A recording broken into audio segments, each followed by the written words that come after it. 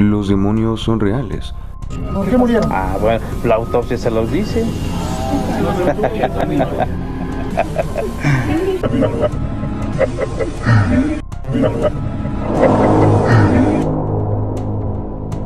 Él es Jorge Antonio Iniestra Salas, un cruel asesino y violador, quien no solo privó de la libertad a sus hijastras, sino que también abusó sexualmente de ellas, procreando 5 hijos como resultado de las violaciones. Todo esto mientras la madre, Clara Tapia Herrera, lo permitía.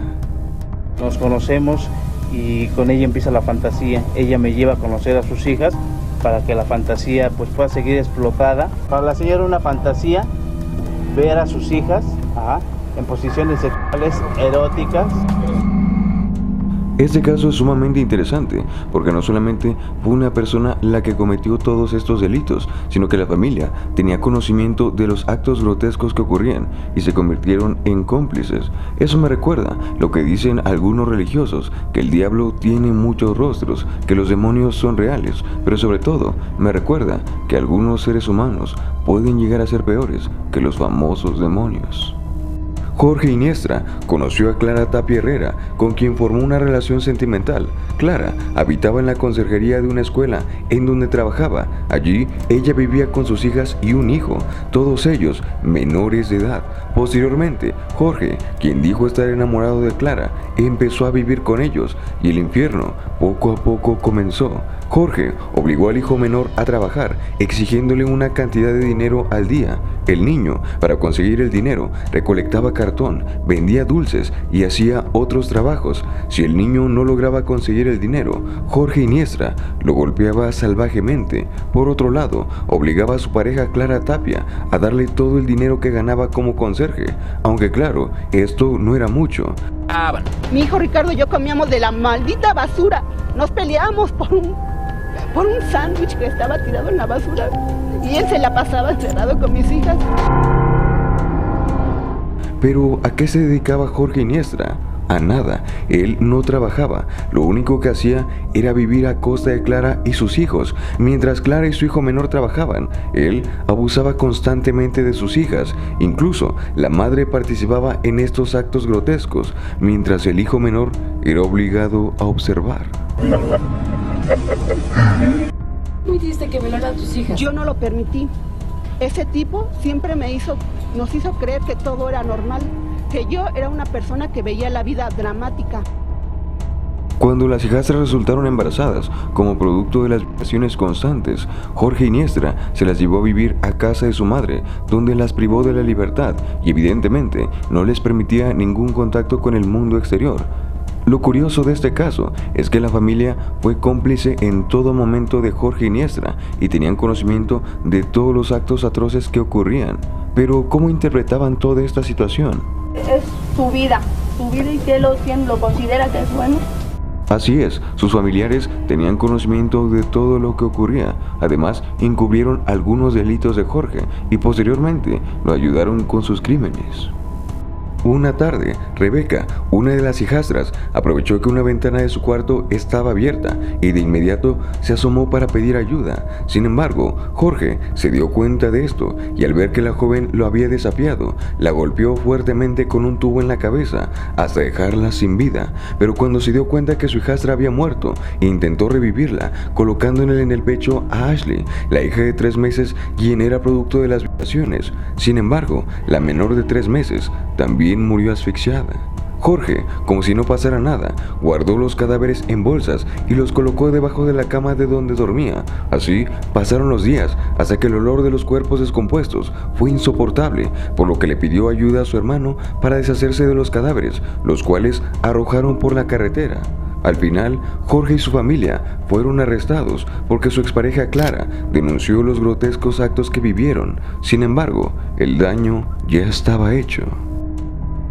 Recuerdo cuando una persona religiosa me preguntó que si yo creía en los demonios. Ahí recordé que lo más parecido a los demonios eran algunos seres humanos, ya que como hemos visto en repetidas ocasiones, algunos seres humanos se caracterizan porque utilizan la manipulación y el engaño para cometer actos sumamente crueles y grotescos. Acciones que parecieran sacadas del mismísimo infierno, acciones que de describirlas más de una persona quedaría traumatizada. Recordemos que algunos seres humanos son incapaces de sentir empatía y que si le hacen daño a algunos seres humanos, así estas acciones sean de lo más crueles y grotescas, jamás sentirán ninguna clase de remordimiento o empatía. ¿No te parece que eso es lo que caracteriza a los demonios? Ahora, yo no creo en cosas paranormales, en lo que creo son en los hechos, y los hechos nos demuestran que el infierno puede ser aquí mismo en la tierra, y que algunos seres humanos pueden ser igual de crueles que los más famosos demonios, pero si aún no me lo crees, permíteme demostrártelo. José, ¿qué está pasando? Ven. José, suelta el cuchillo.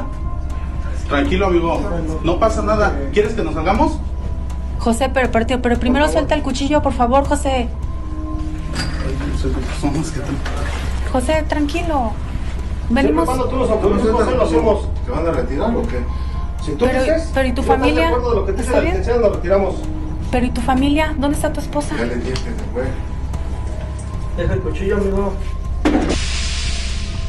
Él es José López Bautista, un cruel asesino, quien le quitó la vida a su esposa y a sus 2 hijas, quienes solamente tenían 1 y 5 años de edad, y después de los asesinatos, mutiló los cadáveres para presuntamente comérselos. Todo esto sucedió después de que José regresara de un supuesto retiro espiritual, ya que cuando José regresó, no se encontraba en sus 5 sentidos, y bajo el efecto de alguna sustancia, asfixió, apuñaló y descuartizó a su familia, a su esposa, le cortó la cabeza, a su hija mayor le abrió el abdomen y le retiró sus órganos, y a la más pequeña le mutiló partes de su cuerpo, incluso le quitó una mano. Durante algún tiempo, José López Bautista mantuvo los cadáveres de su esposa e hijas en la recámara de su casa y después pretendía prenderles fuego para deshacerse de la evidencia. Sin embargo, fue arrestado antes de que esto sucediera.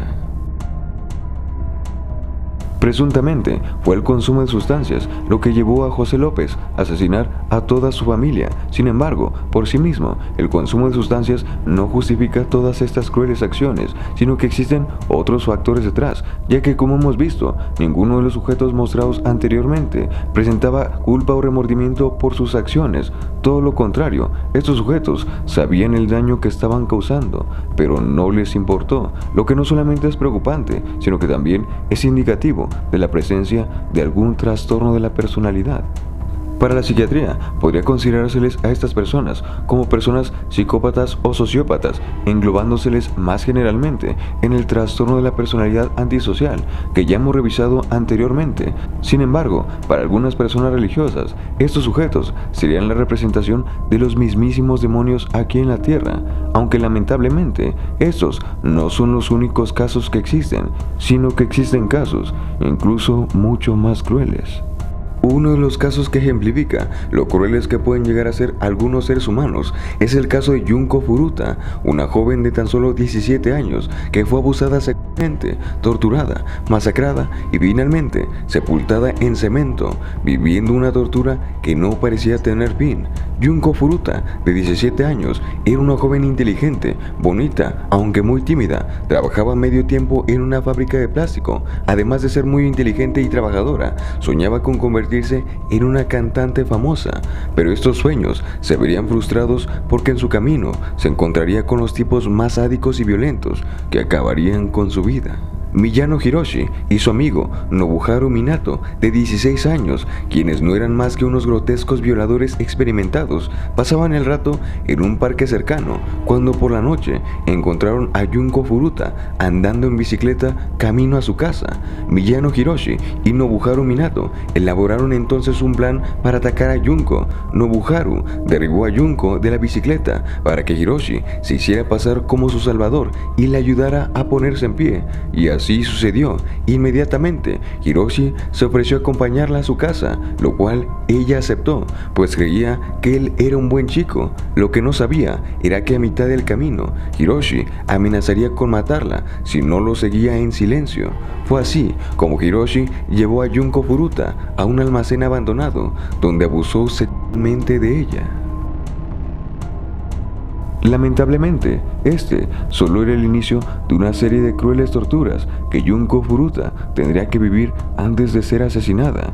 A partir de ese punto, a partir de ese momento, Hiroshi se llevó a Junko Furuta a casa de Minato e invitó a 2 de sus compañeros. Los invitados eran Yo Ogura y Yasushi Watanabe, quienes formaron parte del horror. Lamentablemente, la joven Junko Furuta fue abusada en grupo, fue torturada en numerosas ocasiones y nada se compara con el horror que tuvo que vivir una vez que fue privada de la libertad. A partir de este punto, le advierto a la audiencia que las atrocidades que está a punto de escuchar no son para nada agradables. Les advierto que si no quieren saber por qué digo que algunos seres humanos son los mismísimos demonios, detengan el video aquí. Sin embargo, si quieren saber por qué digo que algunos seres humanos y los demonios no son tan diferentes, sigan viendo, pero no digan que no se los advertí.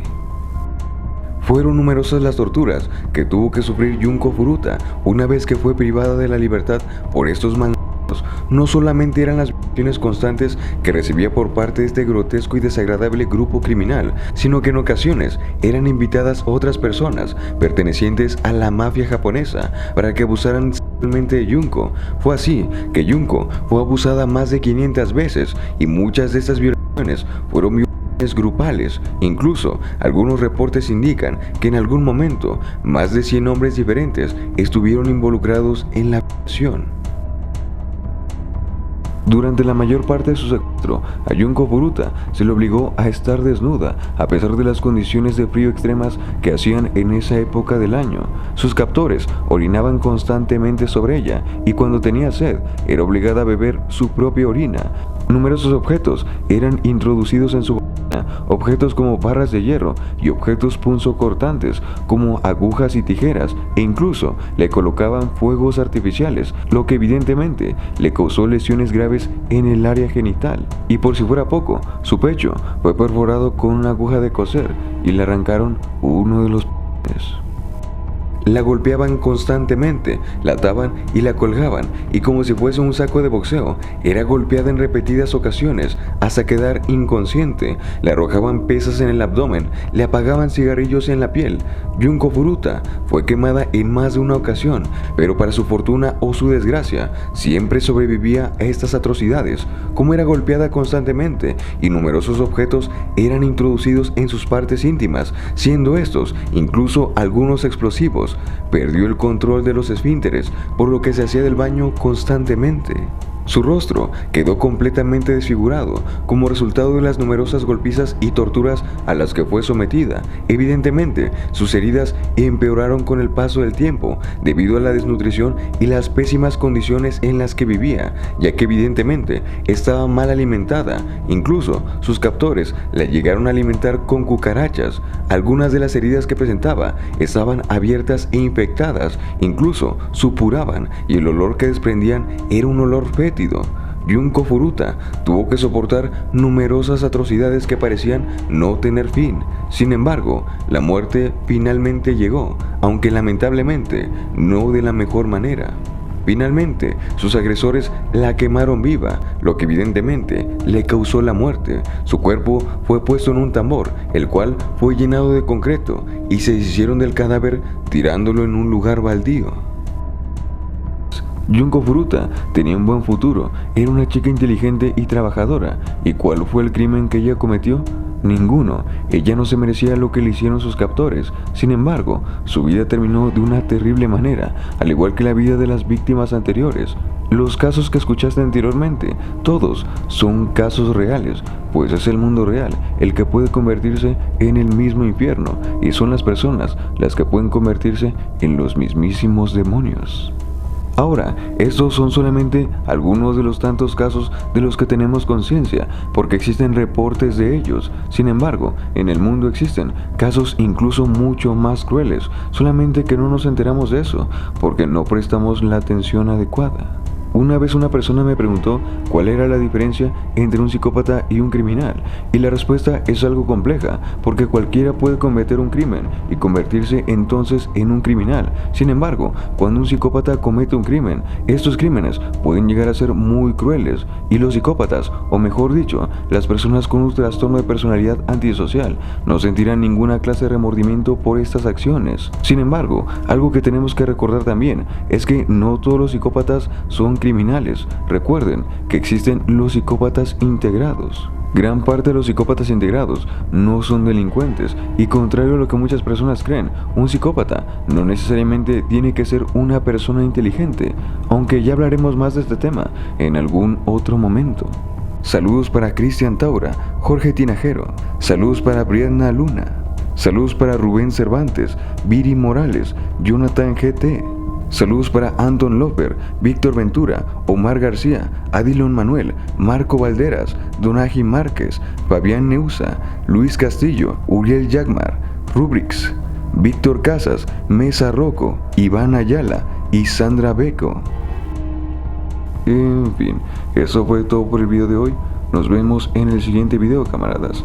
Hasta pronto.